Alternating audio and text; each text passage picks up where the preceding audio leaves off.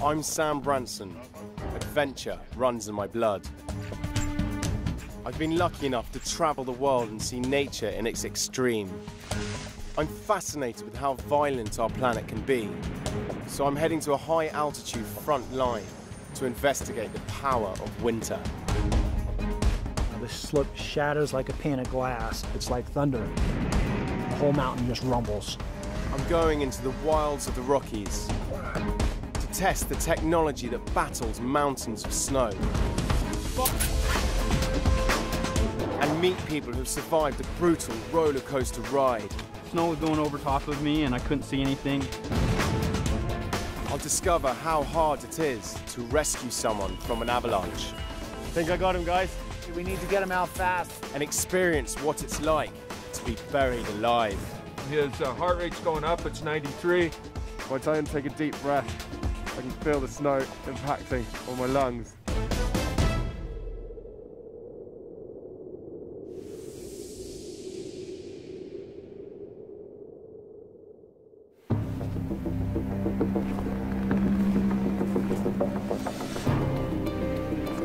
Winter in the Rocky Mountains of Utah, USA.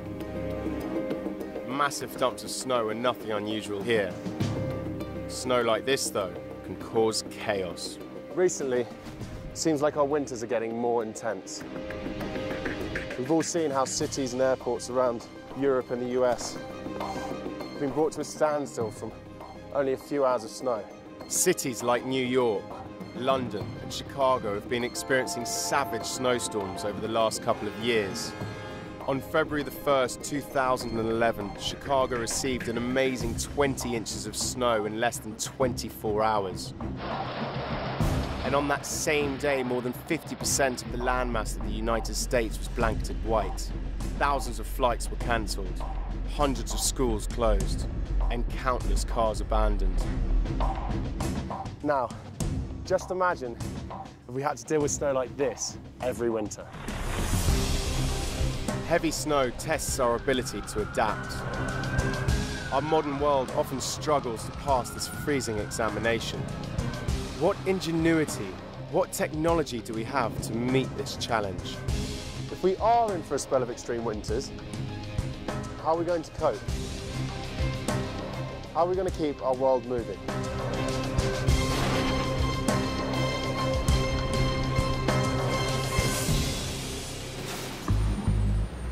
London Heathrow, December the 18th, 2010. Just an hour of snow crippled one of the world's busiest airports for 4 days. But airports next to high mountain ranges have to handle heavy snowfall all the time. I've just landed at Salt Lake City International in Utah. Here, they get 6 to 7 feet of snow each winter. Salt Lake City gets all this snow because it's 4,300 feet above sea level and slap bang next to some huge mountains, the Wasatch Range of the Rockies. When it starts to snow at the airport, powerful plane de-icing machines spring into action. Then they unleash their big guns.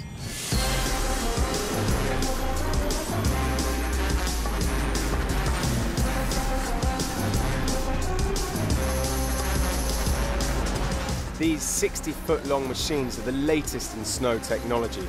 Each plough with its broom and blower can clear 500 tons of snow per hour. $24 million of specialised equipment to battle the elements. I've joined lead snowplow driver Harvey Murphy. Is there a lot of pressure on you guys to make sure the runways are clear? You know, absolutely, that's our job, that's what we're here for, that's what we're getting paid for.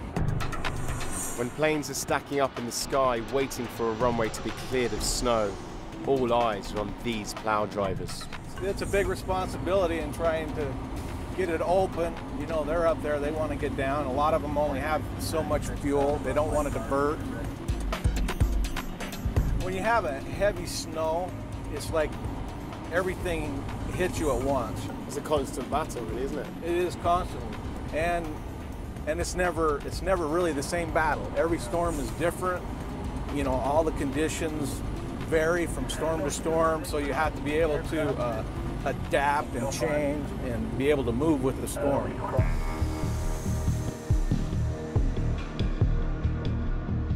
Runway 16 is clear of snow now, thanks to these snowplow teams. It was amazing being in Salt Lake City Airport and seeing the operation they've got going there. It's just unbelievable the amount of manpower and machine power they've got going and the organisation that's gone into keeping that airport open during snowy weather. Heavy snowfall at an airport can ground planes, but when it's dumped on top of a mountain, it takes on a whole new terrifying dynamic. Add gravity in a steep slope, and you have all the ingredients for a killer, the avalanche. Thousands of tons of snow crashing down a mountainside at speeds of more than 100 miles per hour.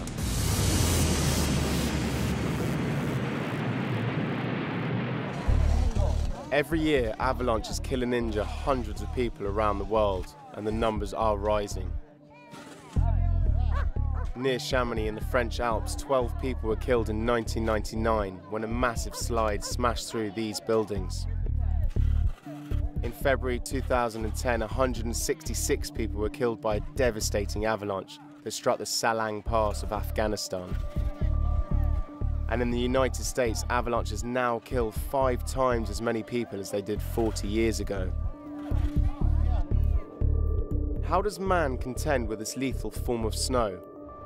I want to learn more and ultimately test myself against this deadly force of nature. So I'm leaving Utah, making for the San Juan Mountains of southern Colorado. It's an 8-hour drive.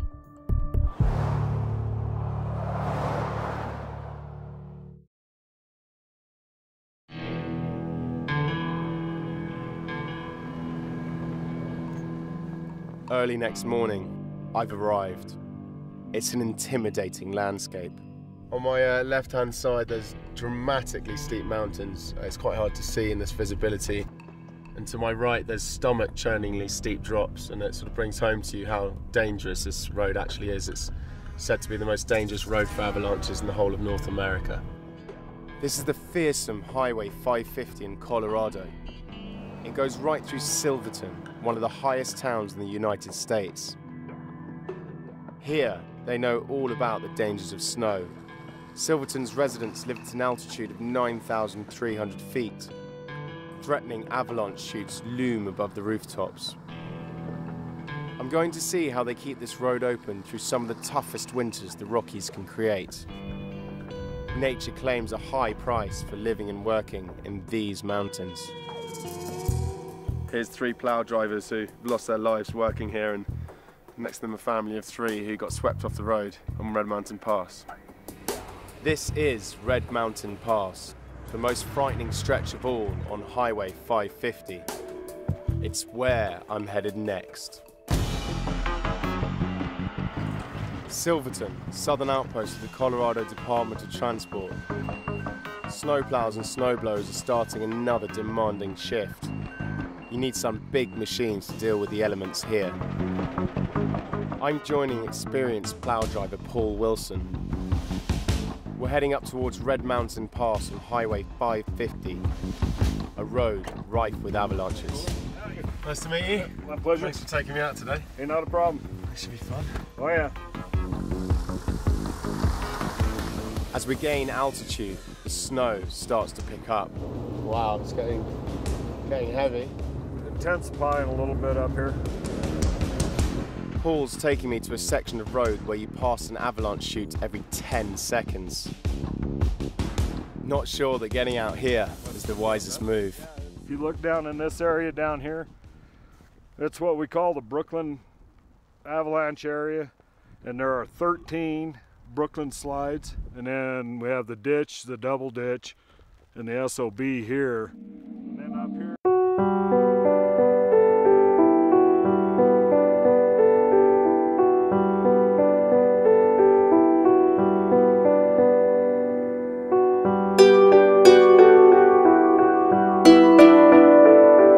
There are more than 20 places an avalanche can hit you in this 1-mile stretch.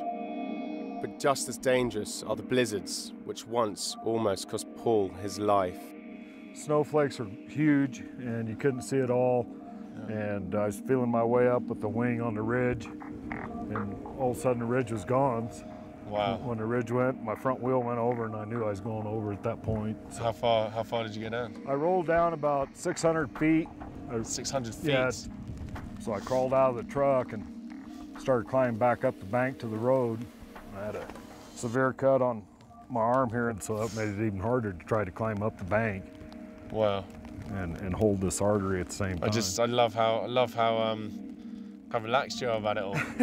Men like Paul are often modest about their bravery. I've got to ask this, how big are your balls? They're huge. Yeah. While Paul seems not to worry about the dangers he faces each day, other plough drivers are not quite so laid back. Dak Klein has been working here for 7 years. I've got a lot of respect for this mountain now. Every inch of this road seems to have something dangerous that can come up and get you. And it's the avalanches that are the greatest threat, as Dak has experienced firsthand. You can see the avalanche coming, you're trying to gun it, and you're hitting the side of the truck. It was really scary. I mean, it was. I mean, thousands and thousands of pounds of snow barreling down at you at speeds of over 100 miles an hour. You don't hear much of anything. There's something really eerie about that. That night really did scare me. I didn't know what was going to happen, and didn't know if it was going to take my truck off the road, if it was going to bury me completely, and it wasn't something I want to go through again, ever. Dak knows he was lucky that night. I've got a wife and 3 kids at home, and just knowing that, I mean, something could happen where I could leave them and not be able to make it home is my biggest fear.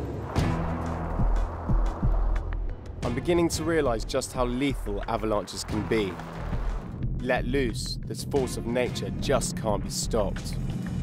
But can we somehow try to control it?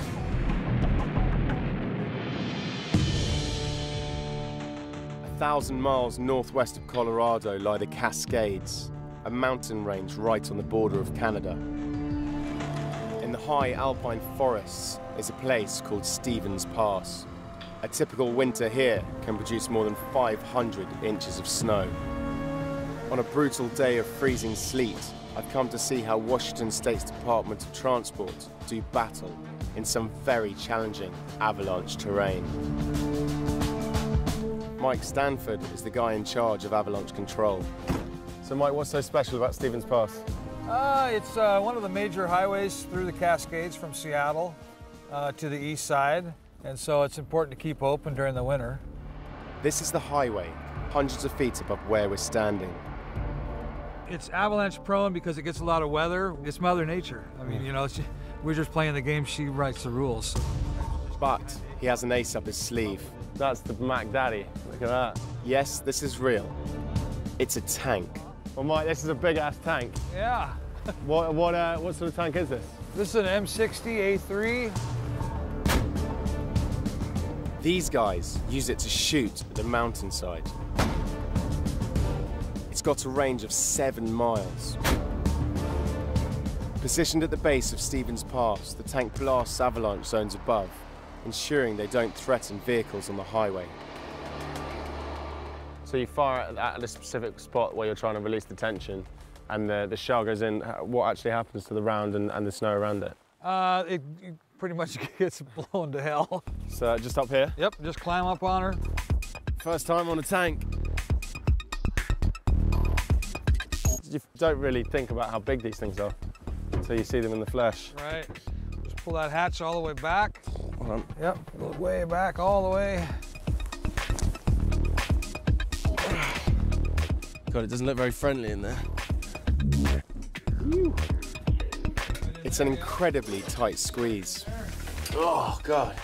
Okay, you go ahead and pull back, just roll your wrist back, and we'll pull the barrel up out of the travel lock. Yeah. And that was the travel lock falling down, so we'll just come up a little more. Yeah. And you turn the wheel to the right, and we'll rotate to the right. That right, yep. Now you know the turret's turning around. Whoa. And that pump will always go, it'll always rotate. Yeah, you can just rotate around till you're locked onto a target on the mountain. Oh yeah, okay, I got something I want to hit. I'm itching to shoot. Unfortunately, Mike won't let me. But the tank is not the only weapon in his armory. we've got an avalauncher. Oh, look at that. Yeah. Can I have a go at firing this? Ah, I guess. The avalauncher is a piece of artillery designed especially for tackling avalanches. Look at this. It's incredible. So how does this work? And it uses compressed nitrogen. We fill the nitrogen up in these vessels to a certain PSI, and then we load the round in the back of the weapon here. Time to load her up.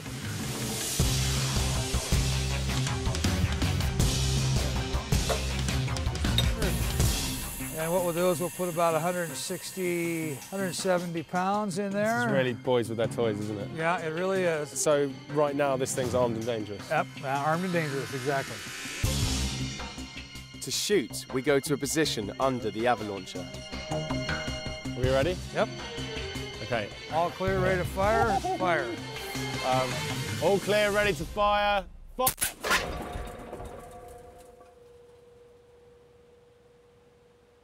Oh, wow. That is seriously loud.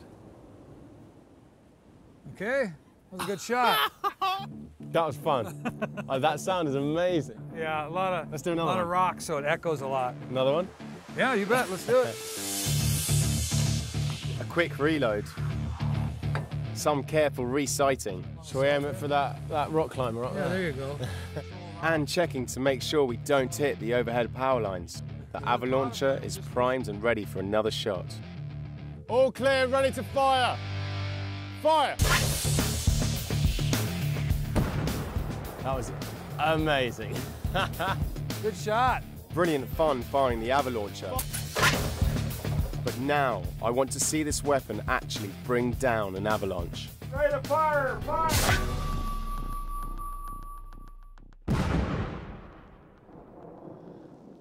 That is awesome. I got some still running. Look at that, you can just see how quickly it comes down the slope, covers the road, heads down. You imagine that being 50 times the size. I mean, you just wouldn't want to be caught anywhere near that. Safety's off! An overnight dump of snow has given me the chance to catch a real avalanche control operation on this highway in southern Colorado. Ready to fire! Fire!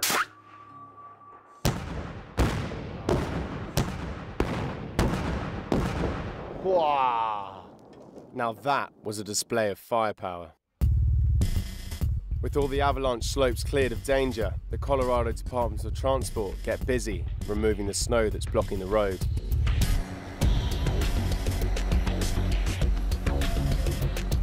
This beast of a machine is a snowblower. It can blast away thousands of tons of snow per hour. It eats up the avalanche in no time.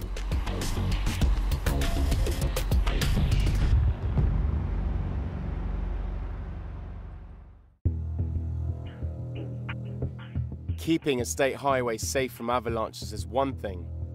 Protecting people once they leave the mountain roads is another. Dawn at Alta in Utah.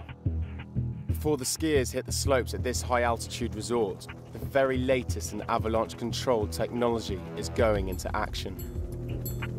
This weird-looking contraption carried by a helicopter is called a daisy bell. It's designed especially for inaccessible mountain peaks. As the chopper hovers over the target area, the daisy bell creates a high-powered blast of air, exploding a mixture of hydrogen and oxygen inside the bell. This shockwave clears the mountain slope of avalanche snow. The explosion's just gone off and you can see the avalanche starting to form, just going down the mountainside right now. It's amazing.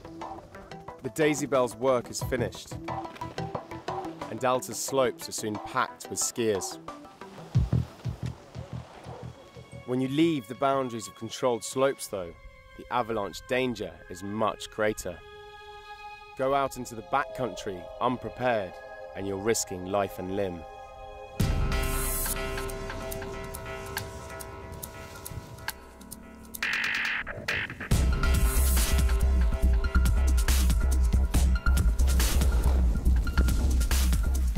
I love snowboarding in this kind of terrain.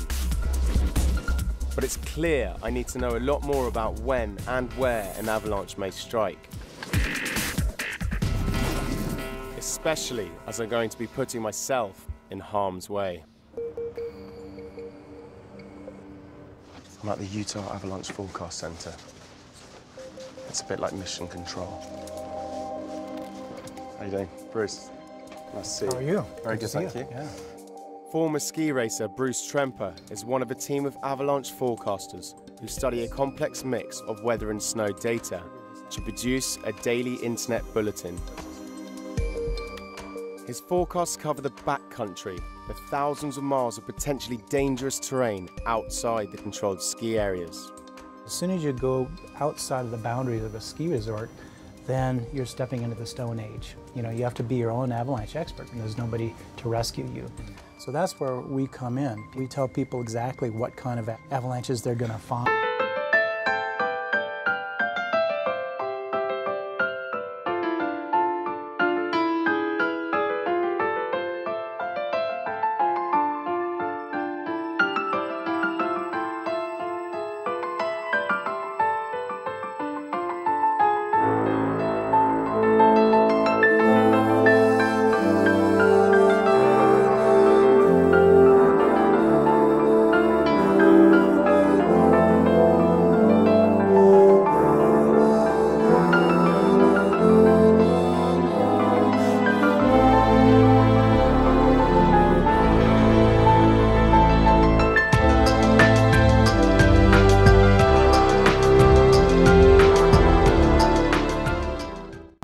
How to recognize them, how to behave around them. Avalanche forecasters look for weak layers of snow on a mountain slope. New heavy snow falling on a weak layer spells danger, which is why Bruce spends a lot of time out in the Utah backcountry doing snow pit tests. Bruce, what's the purpose of digging this hole? Well, we're gonna look at the layers of snow because it's the weak layers that cause avalanches. Do some tests on them, and this is a really good predictor of whether a person can trigger an avalanche or not. Straight down? Straight down. All the way? All the way. And then we'll just take the shovel, put it on top. Okay. And then just tap 10 times with your hand like this, just from your hand. Seems and then let it drop from your elbow. And you see, it's starting to mush out right here. It's not really like popping out on a clean surface. Bruce is looking for a clean surface on this block of snow because it's the telltale sign of a weak layer. As winter passes, snow on a mountain slope builds up into layers. When a lower layer is weaker than the one on top, it can suddenly fracture. All it needs is the right trigger. When this happens, the layer above slides off into an avalanche. So an avalanche is going to occur on some weak layer in here. We don't know which one it is, but this determines which one is the weakest and then how much force you have to add to make it fracture. Bruce is like a snow guru. There's so much I can learn from him. For myself and a lot of people, snow is just this fluffy, playful thing that looks beautiful, can get you off school, you can do sports in it, but snow can be a very lethal element. I love snow. I love riding on snow. I love everything about snow, but it has a double-edged sword. It's very, very dangerous. If you get caught in an avalanche, you can easily be killed. The time when avalanche accidents occur are days exactly like today, the first sunny day following a storm, because sunshine makes people feel good, but the avalanche doesn't necessarily share your opinion. Who are the people most at risk of being caught in an avalanche? In the United States, it's primarily snowmobilers, and it's no wonder because snowmobiles can access any terrain that a skier or a climber or a snowboarder can, and you can do it very, very quickly. You can cover 100 times the amount of terrain that a skier can in a day on a snowmobile. And the more backcountry terrain you can get to, the more likely you are to enter a zone of potentially deadly snow.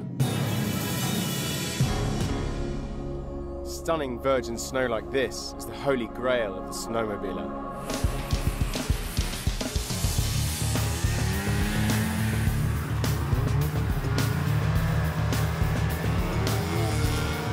I've joined some experienced snowmobilers for the day.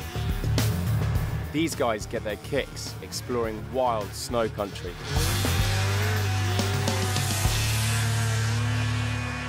Guys, the ride up here was incredible, and not only is it beautiful up here, it's a lot of fun. Why do you snowmobile? I just love coming up here for the camaraderie, the getting outdoors. I mean, you get the fresh air, you're at 10,000 feet. It just doesn't get any better. I mean, this is fantastic. January 2008. Arnie and his friends Dallas and Jeremy were part of a group snowmobiling near this pristine hill of snow. I saw that there was no tracks on the hill, so I decided, yeah, why not? So I started climbing up, and I got about 3/4 of the way, and I could see ripples of snow. Then, the unmistakable booming sound of a big avalanche. It's like thunder. It just, the whole mountain just rumbles, and you can hear it echo throughout the whole canyon.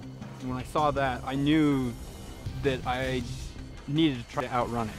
In seconds, the avalanche had grown 8 feet high and more than 1,000 feet wide, accelerating with frightening speed right at Jeremy. But it was just going so fast that it caught him. It was like a surfer on an ocean surfing. The wave just came over the top of him and just engulfed him. His accelerator was floored, 80 miles per hour, but the avalanche was faster. Snow was going over top of me, and I couldn't see anything, and I think I hit a big chunk of snow, and it threw me off, and I just slid down the hill on my back. Your friend's there one minute, and then the next minute you look around and he's just gone. I mean, it's like, just vanished. The moment he's caught in the avalanche, and you realise your friend's, under, what was going through your heads? You know you're his only chance that he has to survive. I mean, you can't go for help and have anyone to get here in time. We're it. Crucially, they were ready for this kind of emergency. Jeremy was wearing an avalanche beacon. We turn our beacons on to receive his signal. We all formed a line, and we just scoured the terrain.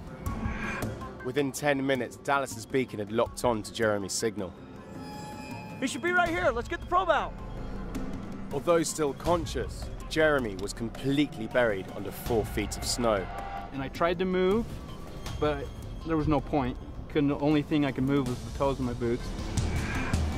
A few minutes more and they'd pinpointed Jeremy's body with probes. You hit him, right there. They dug furiously to get Jeremy out. Even if he had survived the trauma of the slide, he could last perhaps 15 minutes before he'd die of asphyxiation. Entombed by the avalanche, more than a ton of compacted snow had set fast around him. I could feel the snow push down on my chest, and I couldn't breathe deep again. I had to take just light breaths after that because the snow was just packing me in there. He was fading fast. Finally, Dallas reached Jeremy's head. Jeremy! Jeremy! Jeremy! Gotta get the snow out. Jeremy's condition was critical. Well, he was not breathing. His face was gray. He was basically lifeless. After several minutes of CPR, Jeremy literally came back from the dead. His friend's swift actions had saved him. I owe him my life. If I wasn't here with them and just came up here by myself, nobody would have found me. After that experience, what have you guys learned about the power of snow? Be prepared. Have the right equipment. Make sure you're wearing your beacon. Have probes, shovels. Know how to use them. Make sure you know how to use them, don't just have them. This snowmobiler's story rams home to me the dangers of the backcountry. The further you go out into this wild mountain terrain, the more likely you are to get struck by an avalanche. Backcountry skier Chris Harmston knows this all too well. He's experienced several avalanches and seen the tragic consequences many times. When you're moving in an avalanche, it's like being in liquid. It's like being in water. It flows just like water does, and you feel like you're swimming in it. But then once it stops, you're in cement. It sets up immediately and you can't move. And if you're buried more than 6 feet down, then the chances are no one will get to you in time. I've lost a number of friends to avalanches over the last 25 years. I've lost 20 friends to the mountains in 25 years. That's just tragic. 6 very close friends, and one of whom I was present for when he was buried in his avalanche. In 1993, Chris was in Utah's Wasatch Mountains with a group of 4 expert skiers. They entered a steep chute high on the mountainside. Third down was his friend, Roman Lata. And I was right on the top, watching right straight down as he went down that slope. The snow fractured on both sides, and I just watched both of those leaves of snow just fold right in on top of it. An avalanche had swallowed him in an instant. Roman was buried very, very deep. He was 2 meters below the surface, long, long ways down.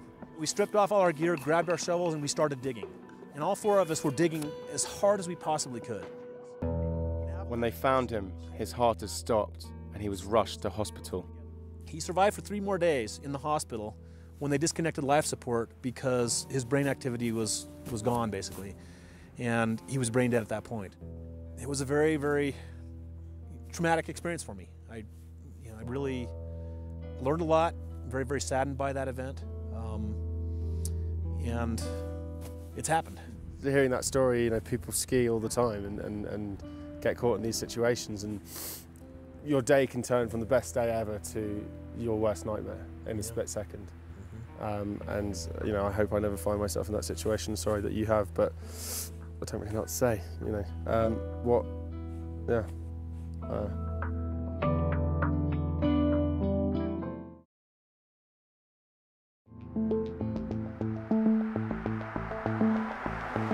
I've heard shocking accounts of avalanche accidents, but now I want to confront this force of nature head on.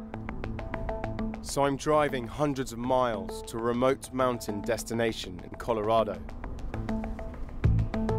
My plan is to carry out a special controlled experiment, trigger my very own avalanche with explosives.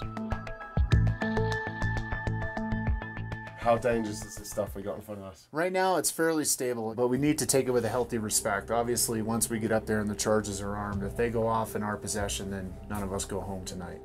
I'm getting a crash course in explosives manufacture. Let's give this a go. Yeah.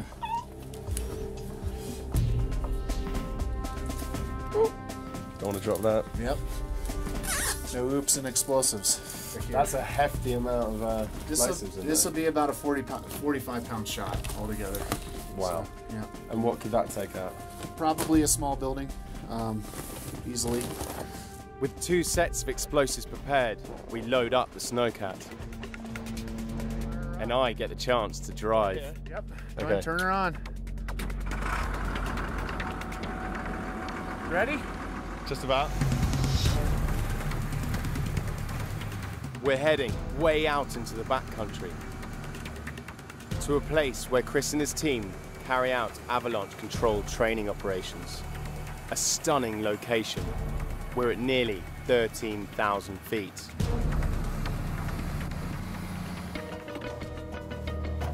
For my experiment, this dummy, as heavy as an average male, will be an avalanche victim.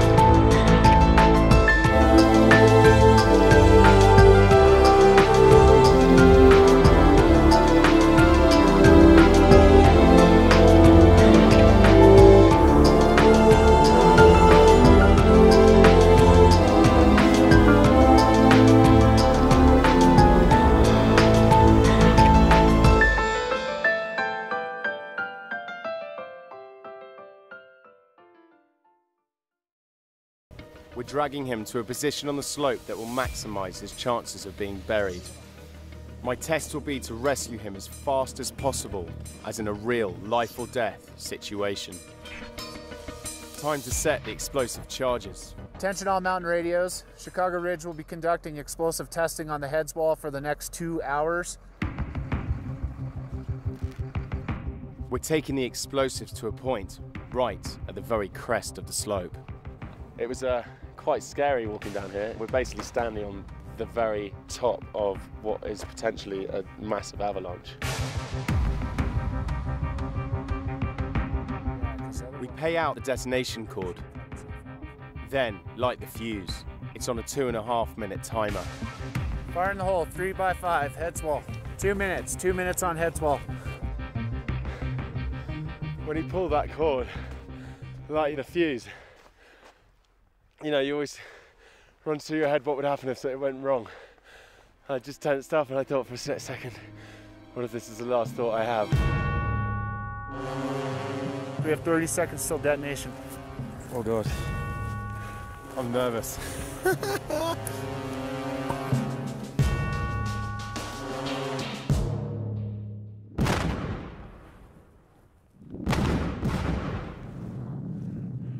Avalanche, there she goes. Wow, that was loud. Yeah. That slide. It did. Yeah? It did. It buried your friend down there. Okay, so the clock is ticking. You've got 15 minutes to get that person out of there. 15 minutes is the typical survival time for someone buried in an avalanche. We've got to move fast. First, I've got to lock onto our victim's beacon signal. There's tons of snow for me to scan. Think I got him, guys. We're coming. Helping me are local skiers Caleb and Jeff. I think he's here. Okay, that's the boundaries. Yeah, we got All right. one meter. Great, great. How you guys doing? Good, Wow. we're probing right now. You guys have been down 5 minutes. Your buddy doesn't have a lot of time. We've got a strike. Strike. All right, we need shovelers right here. Start digging, find the brook. Follow the brook. Start downhill. There you go. There are huge, heavy slabs of snow to get through. We need to get them out fast. That's a lot of weight on the victim. Okay. That extra weight effectively cuts our 15 minutes down to just 10. Not much time to get to the victim's head. He's inverted. Clear his head. Clear his head. Get his face out of the snow. Nope, dig out around his head. Dig out around his head. Get an airway for him. We're gonna have to get him out of the snow rapidly. With less than a minute to go, we finally get our victim free. Excellent. Rescued in the nick of time. From the get-go, from the moment I set off to try and get my friend out of the snow, just the adrenaline is just flowing through your body. These things look light, but I can't explain to you how heavy these things are. I mean, there's hundreds of things going on at the same time. And in a real life situation, having your friend's life on the line it would be the most traumatic experience ever, and I hope it's one I never have to go through. Rescuing someone from an avalanche is incredibly tough. But what's it actually like to be caught in one? It's just terrifying. You know, the slope shatters like a pane of glass and feels like somebody pulls a rug out from underneath you, and then you're tumbling down the slope and the snow goes everywhere, down your underwear, under your eyelids, your hat gets ripped off, your mittens get ripped off, and you're bouncing off of trees and rocks on the way down. You can't tell which way is up. And then when it finally comes to a stop, you're just encased in concrete.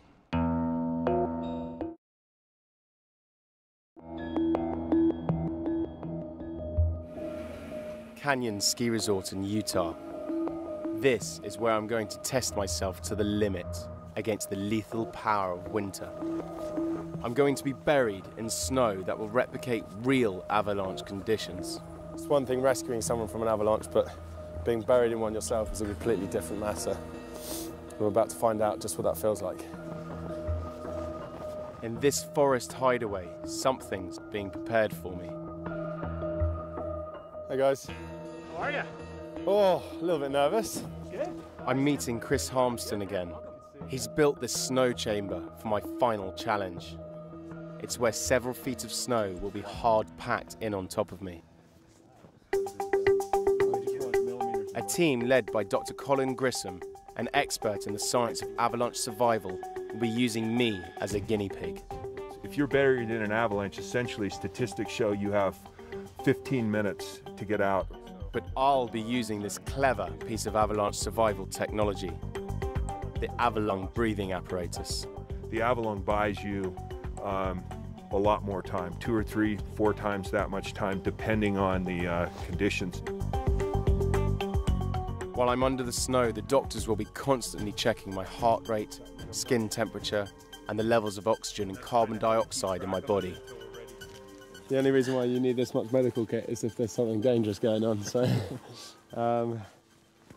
yeah, it's sort of bringing home to me the reality of what we're about to do. Okay, peace. Wired up, I put my Avalon backpack on. Moment of truth. Into the snow chamber. Okay, just go ahead and have a seat right there on that chair.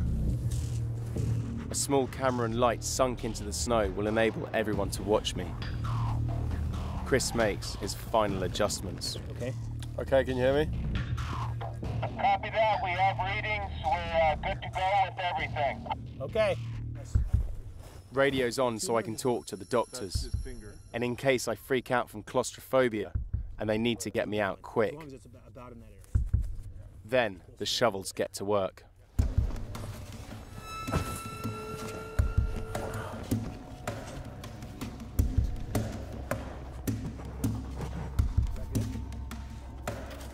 All right, guys, I think we're pretty much done. That's good enough. He's buried. All I can move are my toes. How long can I last down here? This is what it's like to be buried in an avalanche.